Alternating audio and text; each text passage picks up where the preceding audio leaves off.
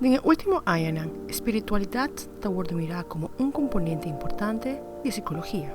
Usualmente está atada a la espiritualidad, pero en ocasiones puede contener algunos rituales o tradiciones que se pueden seguir dentro de la religión. Yo creo que es importante diferenciar que lo que se ha demostrado en los estudios que puede beneficiar al ser humano es cuando hay una búsqueda del interior de poder conectarse con un ser superior como Dios. Espiritualidad y salud mental están relacionadas con otro. Así brinda un bienestar emocional contra estrés. Muchos profesionales entienden que para comprender a un ser humano completo, la parte espiritual es muy importante, igual que la psicológica, igual que la social.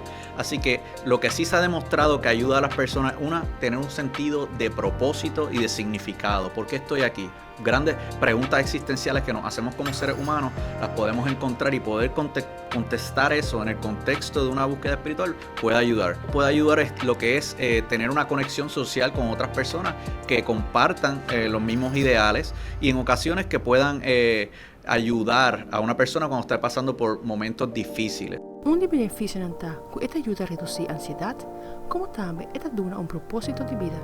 Lo utilizan de distintas maneras. Por ejemplo, lo que es para manejo de ansiedad o de estrés, se ha encontrado que lo que es un tiempo diario de oración o de meditación puede ayudar a las personas atravesando momentos de depresión, ¿verdad? Donde se sienten abrumados, les puede ayudar esas prácticas, las respiraciones profundas, atención plena. Muchas personas utilizan afirmaciones positivas, a veces con algo como versos bíblicos o creencias que existan dentro de su religión. Así que se ha encontrado que para la ansiedad y el estrés es de alto beneficio. Da una sensación de fortaleza y dirección de la vida, como también esta ayuda con salud mental y física.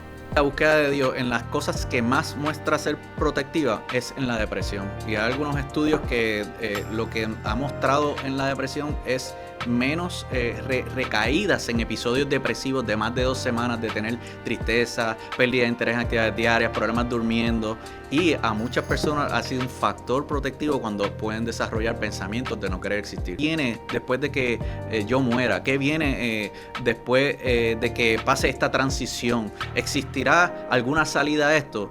Pues esas personas muchas veces encuentran refugio.